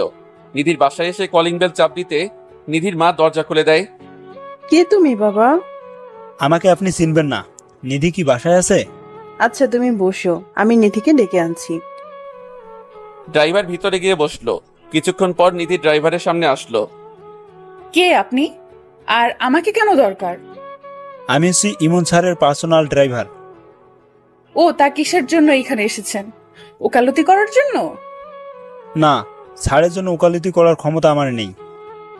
তাহলে যা বলার জন্য এসেছেন সেটা বলে বিদায় হও। আমি আপনার এইখানে এসেছি আপনার চোখের কালো গ্লাসটা খুলে দিতে। আমি কোনো কালো গ্লাস পরি নাই। কালো গ্লাসটা আমার চোখের থেকে সরে যাওয়ার কারণে আমি সাদা কালো বুঝতে পারি। না, পারেন নাই আপনি বুঝতে। যদি বুঝতে পারতেন তাহলে স্যারকে এইভাবে অপমান করতেন না। তাই এসব বলার আপনি কে? স্যার অফিসের কাজে বিদেশে যাওয়ার আগে আপনার জন্য টাকা দিয়ে গিয়েছিল আমার কাছে। কথাটা শোনার পর নিধি থমকে দাঁড়ায়, অবাক চাহনিতে ড্রাইভারের দিকে তাকায়। ইমন টাকা দিয়েছিল? আমার কাছে টাকা দিয়েছিল, এবং সেই টাকা নিয়ে আমি আপনার কাছে আসার সময়। চুপ করে থাকবেন না, বলুন কি হয়েছে? টাকা নিয়ে আসার সময় কিছু ছিনতাইকারী টাকাগুলো আমার কাছ থেকে নিয়ে যায় এবং আমার পিঠে কোপ বসিয়ে দেয় একটা। টাকা দিতে পারবো না বলে আমি আর আপনার কাছে আসি নাই, আর মোবাইলটাও অফ করে রাখি। কি বলছেন আপনি এসব? এতক্ষণ যা বললাম সব সত্যি, আর আপনি না বুঝে একজন মানুষকে এত কষ্ট দিলেন। নিধি ড্রাইভারের কথা শুনে চেয়ারের উপর ধপাস করে বসে পড়ে। সত্যিটা আমি বলে দিয়েছি, এবার আপনি কি করবেন সেটা আপনার ব্যাপার। এই বলে ড্রাইভার চলে আসে নিধির বাড়ি থেকে। নিধি দরজা টেনে নিশ্চুপ হয়ে কান্না করতে থাকে আর অনুতপ্ত স্বীকার করছে, ছি ছি, আমি এত নিচে নেমে গেছি, যার জন্য আমি আমার ভালোবাসার মানুষটাকে এইভাবে অপমান করলাম। আমি ইমনের সাথে যা করেছি সত্যি তা মাফ পাওয়ার অযোগ্য আমি। ইমন কি আমাকে মাফ করবে? আমি ওর হাতে পায়ে ধরবো। এই বলে নিধি কাঁদছে। না না, আমাকে আর দেরি করলে চলবে না, ইমনের কাছে গিয়ে সবটা বলে মাফ চাইতে হবে। এমন মনোভাব নিয়ে নিধি বাড়ি থেকে বেরিয়ে যায় আমার বাসায় আসার জন্য। এইদিকে রাত হয়ে গেছে। আমি খাবার না খেয়ে সিগারেট খেতে শুরু করলাম। একটা না খেয়েই চলেছি, বিরতি নেওয়ার চেষ্টা করছি না। নিধি আমাকে যত অপমান করেছে তাতে আমার কষ্ট নেই, আমার কষ্ট হচ্ছে অন্য কারোর সাথে নিধি চলাফেরা করছে। এইসব যত ভাবছি মাথার রাগটা ততই বেড়ে যাচ্ছে। রাগটা কমানোর জন্য একের পর এক সিগারেট খেয়েই চলেছি। হঠাৎ অনুভব করলাম আমার মুখে সিগারেট নেই। তাকিয়ে দেখি পাশে নিধি দাঁড়িয়ে আছে আর আমার সিগারেট ওর হাতে। ওর দিকে তাকাতেই দেখি ওর চোখ কিছুটা লাল হয়ে আছে, হয়তো কান্না করেছে। ওকে দেখে রাগটা আরো বেড়ে গেল। তুমি এইখানে কি করছো? আমি সব সত্যি জানতে পেরেছি, আমি তোমাকে ভুল বুঝেছি, প্লিজ আমাকে মাফ করে দাও। আরে তোমাকে তো আগেই মাফ করে দিয়েছি আমি, এখন এখান থেকে যাও। আরে তুমি সিগারেট খাচ্ছ কেন? আমার মন চাইছে সিগারেট খেয়েছি, এতে তোমার কি? আমার অনেক কিছু কারণ, তুমি আমার সব। নিধির মুখে কথাটা শুনে মেজাজটা বিগড়ে গেল। আরে দূর রাখ তোর প্রেম, তোর মতো নষ্টা মেয়ের কোনো দরকার নেই আমার। আমার মুখে নষ্টা মেয়ে শব্দটা শুনে নিধি প্রচন্ড ধাক্কা খেলো। কি? আমি নষ্টা মেয়ে? তুই নষ্টা মেয়ে। আমার আগেই বোঝা উচিত ছিল যে পতিতাদের মনে কোনোদিন ভালোবাসা জন্মায় না, কারণ সে টাকার পিছনে দৌড়ায়। তুমি আমাকে এভাবে বলতে পারলে? পেরেছি, কারণ আমার টাকা দিয়ে অপুর অপারেশন না হলে তুই এত টাকা কোথা থেকে জোগাড় করেছিস? সেই কাহিনী লম্বা, থাক, দরকার নেই শোনার। আজকে সকালে যাকে নিয়ে গাড়িতে উঠেছিলি সে কি তোকে বিছানায় সুখ দিতে পারছে না, তাই আমার কাছে এসেছিস আবার? চুপ করো, তুমি অনেক বলেছো তুমি। আমার কাছে প্রমাণ আছে। এই বলে ওদের ভিডিওটা দেখিয়ে দিলাম। নিধিকে খুব স্বাভাবিক মনে হচ্ছে। সে আমার ভাই হয়, সে আমাকে বোন ডেকেছে। বাহ, আমি বিদেশ যেতে না যেতে ভাই বানিয়ে ফেলেছি। তা আজকেও তো ওর সাথে ঘুরেছিলি, কি মনে করিস আমি জানি না? তুমি সব ভুল জানো। হ্যাঁ হ্যাঁ, আমি ভুল জানি, আর তুই সব ঠিক জানিস, তাই না? আমার কথাটা তো একবার শুনবা। তোর কোনো কথাই আমি আজকে শুনবো না। নিধি পতিতা নামের কোনো মেয়ের সাথে আজ থেকে আমার সম্পর্ক নেই। নিধি এবার জোর করে কেঁদে দেয়। আমাকে একটু বোঝার চেষ্টা করো, ওর সাথে আমার কোনো সম্পর্ক হয়নি। ও তাহলে ছেলেটা তোমাকে এতগুলো টাকা দিয়ে দিল এমনি এমনি? তুমি আমার সম্পূর্ণ কথা তো শুনবা আগে। তোর কোনো কথা শোনার ইচ্ছে নেই আমার, তুই এইখান থেকে যা। প্লিজ ইমন, তুমি আমাকে ভুল বুঝতেছো, প্লিজ বোঝার চেষ্টা করো। তুই কোন সাহসে তোর নষ্ট শরীর দিয়ে আমার হাত ধরলি? নিধি আমার হাতের থাপ্পড় খেয়ে মাটিতে পড়ে যায়। বাহ, আমাকে তুমি ভুল বুঝলে। এমন একদিন সময় আসবে যেদিন আমাকে তুমি অনেক খুঁজবে, কিন্তু পাবে না। আজ আমি চলে যাচ্ছি, আর কোনো দিন আসবো না। নিধি কাঁদতে কাঁদতে বাসা থেকে বেরিয়ে যায়। আমি আবার সোফায় বসে মনের শোকে সিগারেট খাচ্ছি। আজ মনটাকে খুব হালকা লাগছে পতিতাটাকে দূর করতে পেরে। যে মেয়ে আমার জন্য অপেক্ষা না করে অপরের কাছে নিজেকে সঁপে দেয় তার কোনো দরকার নেই আমার জীবনে। রাতে শান্তির মতো ঘুমিয়ে গেলাম। সকালে উঠে মনটা ভালো করার জন্য অফিসে চলে গেলাম। অফিসে কাজ করছি, সবাই সবার মতো দুপুরের খাবার খাচ্ছে। হঠাৎ আমার নিধির কথা খুব মনে পড়ছে, কারণ ও আমাকে জিজ্ঞেস করলো খেয়েছে কিনা। মাথা থেকে নিধির ঝামেলা সরিয়ে আবারও কাজে মন দিলাম। অফিস থেকে বাসায় এসে কিছু খাবার খেয়ে নিলাম। রাতে মা কল করলো। হ্যাঁ মা, বলো। কি রে বাবা, মাত্র অফিস থেকে ফিরেছিস? কিছুক্ষণ আগে আসলাম। ঠিক মতো খাবার খেয়েছিস? খেয়েছি কিছুক্ষণ আগে। তা তুমি কেমন আছো? এই তো ভালো। গ্রামে আসবি কবে? না মা, এখন আসা যাবে না। কয়দিন আগে ছুটি শেষ করেছি, তাই এখন আর আসবো না। তা ছুটির মধ্যে আসতে পারলি না? কিভাবে আসবো, যে চাপ যাচ্ছে এই কয়দিন আমার উপর। যাই হোক, ঠিক মতো নিজের যত্ন নিস। বাবা কোথায়? তোর বাবা রুমে আছে আর আমি রান্নাঘরে। আচ্ছা। কিরে, নিধির মোবাইল বন্ধ কেন? মায়ের মুখ থেকে নিধি নামটা শুনে খুব খারাপ লাগলো। কই, সেটা তো জানি না। তোর সাথে কি ওর যোগাযোগ হয়? হয়তো। ও, তাহলে তো ভালোই। আর এখন রেস্ট নে, কাল আবার অফিসে যেতে হবে। Okay bye. আল্লাহ হাফেজ। কলটা কেটে দিয়ে আমি ঘুমানোর প্রস্তুতি নিলাম। নিধির কথা মাথা থেকে ফেলে দিয়েছি। কয়েক ঘন্টা ওর চিন্তা মাথাতেই আসে নাই। এইভাবে কেটে গেল কয়েকটা দিন। মুখে মুখে আমি ঠিকই নিধিকে ভুলতে পেরেছি, কিন্তু মন আমার ঠিকই তাকে খুঁজে বেড়ায়। সারাদিন অফিস করে বাসায় ফেরার সময় কেউ একজনকে চোখ আটকে গেল। গাড়িটাকে সাইড করে দাঁড়িয়ে করিয়ে লোকটাকে ভালো করে তাকিয়ে দেখি এটা সেই লোক যাকে আমি নিধির পাশে দেখেছিলাম। সে একটা মেয়ের সাথে মার্কেটে ঢুকছে। আমিও তাদের পিছন পিছন গেলাম। লোকটার সাথে মেয়েটা একটা ড্রেস দিয়ে ট্রায়াল রুমে গেল। আমি সেই সুযোগে লোকটার সামনে গেলাম। বাহ, চমৎকার। আর কত ভাই? কে ভাই আপনি? চিনলাম না তো আপনাকে। আপনি আমাকে চিনবেন না, কিন্তু আমি আপনাকে খুব ভালো করে চিনি। তা নিজের পরিচয়টা দিলে ভালো হতো। নিধি নামে কোনো মেয়েকে চিনেন? হ্যাঁ, চিনি তো তাকে। তা সে কোথায়? আসলে চেনার কথা। সেই প্রশ্ন আমাকে কেন করেন? প্রশ্নের উত্তর তো আপনার জানার কথা। তা আপনি কে যে ওইসব শুনতে চাচ্ছেন? আপনার পরিচয় জেনে লাভ নেই। তার কয়জন মেয়ের জীবন নষ্ট করবেন? মেয়ের জীবন নষ্ট করলাম মানে? কয়দিন আগে দেখলাম নিধির সাথে ভালোই ফুর্তিতে ছিলেন, আবার এখন একজনকে নিয়ে আছেন। মুখ সামলে কথা বলুন, আমি ওর ভাই হই। লোকটার মুখে ভাই কথাটা শুনে খুব অবাক হলাম। ভাই মানে? ওর সাথে আপনার পরিচয় কোথায় হয়? আপনাকে কেন বলতে যাব আমি? প্লিজ ভাই বলুন, আমি আপনাকে আমার পরিচয় পরে দিব। নিধির সাথে আমার প্রথম পরিচয় হয় পতিতালয়ে। পতিতালয়? একটা ছেলে ওকে মিথ্যে আশ্বাস দিয়ে পালিয়ে গিয়েছে। বেচারির ভাইয়ের অপারেশনের জন্য খুব টাকার প্রয়োজন, তাই ও কোনো আস্থা খুঁজে না পেয়ে পতিতালয়ে ছুটে আছে। তারপর কি হয়েছে? তারপর আমি যখন ওর কাছে যাই, তখন ও আমাকে তার সব ঘটনা খুলে বলে।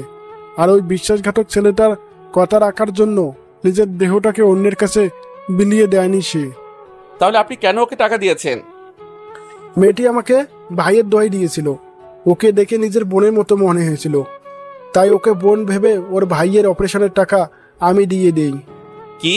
তাহলে আপনার সাথে নিধির কোনো অনৈতিক সম্পর্ক নেই?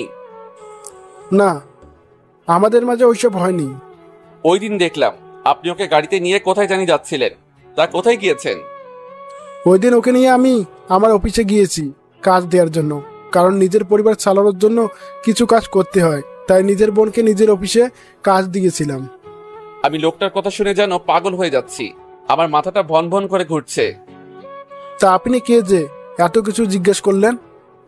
আমি সেই ছেলে যে নিধির সাথে বেইমানি করেছিল। তাহলে আপনি সেই ছেলে? আমি নিধিকে ভুল বুঝে অনেক অপমান করেছি। আপনার কপাল অনেক ভালো যে এমন একটা মেয়েকে ভালোবাসতে পেরেছেন। সময় থাকতে কাছের মানুষটাকে আপন করে নিন। বাই। আমি কথা না বাড়িয়ে সোজা গাড়িটা নিয়ে নিধির বাসার দিকে রওনা দিলাম। যাওয়ার পথে নিজের উপর খুব রাগ হচ্ছিল। সঠিকটা না জেনে আমি ওকে কত অপমান করলাম, এমনকি ওর গায়ে হাত তুললাম। নিজের কাজের জন্য নিজে খুব লজ্জা পাচ্ছি। নিধির বাসায় এসে কলিং বেল চাপ দিলাম। দরজা খুললো এক অপরিচিত মহিলা। কাকে চাই এখানে? এটা তো নিধিদের বাসা, তাই না? না, এখানে নিধি নামের কেউ থাকে না। আমরাই নতুন ভাড়াটিয়া এখানের। ও আচ্ছা, বলতে পারবেন ওরা কোথায় গিয়েছে? সেটা তো আমরা জানি না। মহিলাটা দরজাটা আটকে দিল। নিধিদের বাসার আশেপাশে সবাইকে জিজ্ঞেস করলাম, কেউ জানে না কোথায় গিয়েছে। হাজারো মনের ব্যথা নিয়ে আর সাথে আপন বন্ধু সিগারেট নিয়ে বাসায় আসলাম। বাসায় এসে বসে বসে সিগারেট টানছি আর নিধির কথা ভাবছি। আমি মেয়েটাকে কত কষ্ট দিলাম, না বুঝে অনেক কষ্ট দিয়েছি। পতিতা বলে গালি দিয়েছি, এমনকি ওর গায়ে হাত তুলেছি। জানি না ওকে পাবো কিনা। নিধির ভাবনা ছেদ ঘটলো মায়ের কলে। হ্যাঁ মা, বলো। কি রে, কি করস? এই তো বসে আছি। কি রে, তোর গলাটা এমন লাগতেছে কেন? কই, আমি তো ঠিক আছি।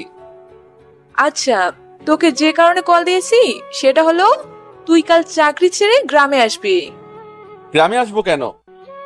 তোর বাবার ব্যবসাটা তুই দেখবি। তোর বাবা শারীরিক দুর্বলতা অনুভব করছে। কেন? বাবার কি হয়েছে? সেটা আসলে দেখতে পাবি। আর সাথে করে নিধিকেও নিয়ে আসিস। নিধির কথা শুনে মনটা কেঁদে উঠলো। মন চেয়েছে চিৎকার করে কেঁদে ওকে ডাকতে। কি রে, কিছু বলছিস না কেন? আসবো কাল। এখন রাখি মা। ওকে, আল্লাহ হাফেজ। কলটা কেটে দিলাম। যেই শহরে আমার নিধিকে খুঁজে পাওয়া যাবে না, সেই শহরে আমার থাকার কোনো মানে নেই। রাতটা কোনো মতে পার করে সকালে অফিসে গিয়ে রিজাইন লেটারটা দিয়ে চাকরিটা বাদ করে এসেছি। সবকিছু গুছিয়ে চিরচেনা শহর থেকে বিদায় নিয়ে চলে আসলাম। মা বাবার সাথে কোনো মতে কথা বলে ছাদে চলে আসলাম। এসে সিগারেট টানতে লাগলাম। কয়টা টানার পর কেউ একজন আমার মুখ থেকে সিগারেটটা নিয়ে নিল। তাকে দেখি মা দাঁড়িয়ে আছে, আমি চুপচাপ বসে আছি। কিরে, তুই সিগারেট খাচ্ছিস কেন? তোর কথাবার্তা শুনে আর তোর চেহারা অবস্থা দেখে আমার কিছুটা সন্দেহ হচ্ছে। কই, আমার কিছু হয়নি তো। আমার চোখের দিকে তাকিয়ে বলতো। আমি মায়ের চোখে তাকালাম না। তোকে বলেছে নিধিকে নিয়ে আসতে, আনলি না কেন? নিধির কথা শুনে মাকে জড়িয়ে ধরে কাঁদতে শুরু করলাম। মা আমার অবস্থা দেখে অবাক। কি রে, কি হয়েছে আমাকে বলবি তো? মা, নিধি আমাকে ছেড়ে চলে গেছে। ছেড়ে চলে গেছে মানে? আমি মাকে আমাদের সব ভুল বোঝাবুঝির কাহিনী শুরু থেকে বললাম। তুই নিধিকে খুঁজেছিস? শহরের এমন কোনো জায়গা বাদ নেই যে আমি খুঁজিনি। আচ্ছা থাক, যে চলে গেছে তাকে না ফিরিয়ে আনাটাই ভালো। মা, তুমি তো ওকে নিজের মেয়ের মতো স্নেহ করো, তাহলে আজ তুমি এই কথা কিভাবে বলছো? যেই মেয়ে ছেড়ে চলে যায় তাকে আমি আমার বউ করব না। মা, কিন্তু। না, আর কোনো কিন্তু নেই। খাবার খেতে চল, আমরা অপেক্ষা করছি। তুমি যাও, আমি আসছি। মায়ের পিছন পিছন খাবার খেতে গেলাম। কোনো মতে খাবারটা খেয়ে রুমে চলে আসছি। এইভাবে কেটে গেল কয়েকটি মাস। নিধিকে আমি আগের মতো ভালোবাসি। পাগড়িটাকে আমি আমার মন থেকে সরাতে পারি নাই। আমি এখন আমার বাবার কাজটা দেখাশোনা করছি। রাতে বসে বসে মোবাইল টিপছি, এমন সময় মা আর বাবা আমার রুমে আসলো। আমরা তোর বিয়ে ঠিক করে ফেলেছি। কি? আমার বিয়ে মানে? তোর বিয়ে মানে তোর বিয়ে। তোর অবস্থা আমরা দেখতে পারছি না, তাই আমরা এই সিদ্ধান্ত নিয়েছি। আমাকে একবারও জিজ্ঞেস করতে পারো নাই যে আমার মতামত আছে কিনা? আমরা তোর মতামত শুনবো না। এখন বল, তুই কি রাজি? না, আমি এই বিয়ে করব না। তাহলে শুনে রাখ, যদি না করিস এই বিয়ে, তাহলে আমাকে আর তোর বাবাকে অকালে হারাতে হবে। পাগল হয়ে গেছো নাকি তোমরা? এসব কি বলছো? দেখ বাবা, আমাদের তো খুব ইচ্ছে হয় যে আমার ঘরে একটা লক্ষ্মী আসবে আর আমার নাতি নাতনি হবে। এই ইচ্ছেগুলো কি আমাদের অপরাধ? তুই নিধির কথা ভেবে নিজেকে কষ্ট দিচ্ছিস কেন? হয়তো নিধিও তোর সংসার নিয়ে ব্যস্ত। হয়তো। তাহলে তুই এই বিয়েতে মত দিয়ে দে বাবা। তোমরা যা ভালো বোঝো তাই করো। এই তো আমার লক্ষ্মী ছেলে। আগামী 2 দিন পর তোর বিয়ে। বাবা আর মা চলে গেল। রাতে শুয়ে আছি আর নিধির ছবিটার দিকে তাকিয়ে আছি। আমি পারলাম না নিধি তোমার জন্য অপেক্ষা করতে। আমাকে মাফ করে দাও। কিছু পানি গাল গিয়ে পড়ছে। এইভাবে দেখতে দেখতে আমার বিয়েটাও হয়ে যায়। বউ বাসরাতে বসে আছে আর আমি ছাদে বসে দাঁড়িয়ে সিগারেট খাচ্ছি। কি রে, তুই এখনো রুমে যাসনি? মায়ের গলা শুনতে হাত থেকে সিগারেটটা ফেলে দিলাম। রুমে গিয়ে কি হবে আমার? এইটাই ভালো জায়গা আমার জন্য। গাধা, মেয়েটা তোর জন্য অপেক্ষা করছে, তুই তাড়াতাড়ি চল। মায়ের জোড়াজড়িতে বাসর ঘরে ঢুকলাম। মেয়েটা ঘোমটা দিয়ে বসে আছে। আমি ওর পাশে দাঁড়িয়ে আছি আর বলতে লাগলাম, দেখুন, আমি আপনাকে বউ হিসেবে মানতে পারবো না। আমি একজনকে ভালোবাসি। এই কথা শোনার পর মেয়েটা ঘোমটা তুলে আমার কলার চেপে ধরলো। কি? তুই কথাটা আবার বলতো। দিদির কণ্ঠ শুনে ওর দিকে তাকিয়ে আমি অবাক হয়ে যাই। আরে ও যে আমার ভালোবাসার মানুষটা। সবকিছু যেন স্বপ্নের মতো লাগছে। তাহলে নিধির সাথে আমার বিয়ে হয়েছে। আবেগ সামলাতে না পেরে ওকে জড়িয়ে ধরলাম আর কাঁদতে লাগলাম। এই পাগল, কাঁদছো কেন? তুমি আমাকে ছেড়ে কই ছিলে এতদিন? আমি তো তোমার কাছেই ছিলাম, কিন্তু তুমি দেখতে পাওনি। আমার কাছে মানে? শুনো, যেদিন তুমি আমাকে ভুল বুঝেছিলে সেদিন আমি মাকে সব জানিয়েছিলাম। আর মা আমাকে বলেছিল পরিবার সহ গ্রামে চলে আসতে। আমিও শহর ছেড়ে গ্রামে চলে আসি এবং তোমাকে শহর থেকে আনার পরিকল্পনাটাও আমি করি। আর সবশেষে এখন বিয়ে। জানো, আমি তোমাকে কত খুঁজেছি আর কত মিস করেছি। মিস মনে হয় আমি করি নাই? আমার খুব কষ্ট হয়েছিল। সরি সেই দিনের এত অপমানের জন্য। আসলে আমি সঠিকটা না জেনে রেগে গিয়েছি।